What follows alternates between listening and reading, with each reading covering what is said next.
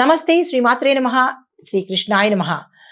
August 20, 2025 దిన ఫలితాలు అనగా మంగళవారం రోజు దిన ఫలితాలలో భాగంగా గ్రహస్థితులు ఎలా ఉన్నాయి, ఆ గ్రహాలు ఇచ్చే ప్రభావము మేషాది ద్వాదశ రాశుల వారికి ఎలా ఉండబోతోంది అనే అంశంలో ముందుగా గ్రహస్థితులు చూసినట్టయితే కనుక చంద్రుడు మిథున రాశిలో మృగశిర నక్షత్రం మీద సంచారం చేస్తూ చతుర్దశి తిథి మీద ఉన్నాడు.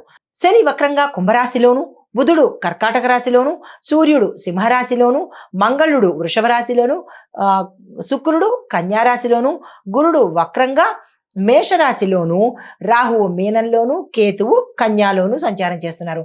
తదుపరి రాశి తులారాశి. ఈ రాశి వారికి ప్రయాణాల్లో జాప్యము, ఆటంకాలు, ఇబ్బందులు తల ఎత్తేటట్టుగా కనబడుతోంది.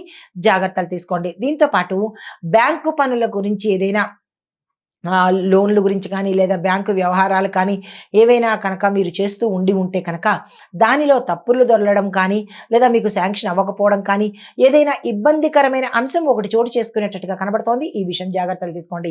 కుటుంబంలో శుభవార్తలు వింటారు. ఆరోగ్య రీత్యా చాలా చక్కగా ఉండబోతోంది. మీకు చెప్పదగిన పరిహారము, లక్ష్మీ అమ్మవారికి పూజ చేసుకుని కర్పూర దీపాన్ని కనుక పెట్టినట్టయితే మంచి ఫలితాలు పొందుతారు. తదుపరి రాశి వృశ్చిక రాశి. ఈ రాశి వారికి మీ యొక్క ఉద్యోగంలో మార్పులు, స్థాన చలనాలు గోచరిస్తున్నాయి. బిజినెస్ పరంగా కొత్త కొత్త అవకాశాలు వస్తాయి. వ్యాపారస్తులకు ధైర్యంగా నిర్ణయాలు తీసుకుంటే కనుక ఉత్తరోత్తర సక్సెస్ సాధించే అవకాశం, అంటే మీరు తీసుకున్న ఈ నిర్ణయాలు ఉత్తరోత్తర లాభాన్ని తెచ్చిపెట్టేటట్టుగా గోచరిస్తోంది. ఆ ప్రయత్నం తప్పనిసరిగా చేసుకోండి. మీకు చెప్పదగిన పరిహారము, సుబ్రహ్మణ్యేశ్వర స్వామి వారి ఆలయంలో మీ పేరిట అర్చన చేసుకుని సుబ్రహ్మణ్యేశ్వర స్వామి వారికి మీ చేత్తో అభిషేకం చేసుకున్నట్టయితే, పాలతో అభిషేకం చేసుకున్నట్టయితే కనుక గ్రహరీత్యా కానీ గోచారరీత్యా కానీ ఏమైనా ఇబ్బందులు ఉంటే తొలగిపోయే అవకాశం ఉంది. తదుపరి రాశి ధనస్సు రాశి. ఈ రాశి వారికి ఇంట్లో పెద్దవాళ్ళు ఉంటే కనుక వారి ఆరోగ్యం పట్ల జాగ్రత్తలు తీసుకోండి. కొన్ని ఇబ్బందులు తల ఎత్తేటట్టుగా కనబడుతోంది.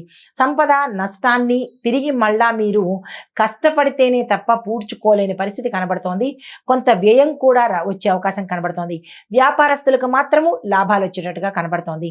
అయితే మీకు చెప్పదగిన పరిహారము, గురుగ్రహానికి సంబంధించినటువంటి పూజ కానీ లేదా మంత్రం కానీ జపం చేసుకుంటూ పసుపు గుమ్మడికాయను దానంగా ఇచ్చుకునే ప్రయత్నం చేసుకోండి.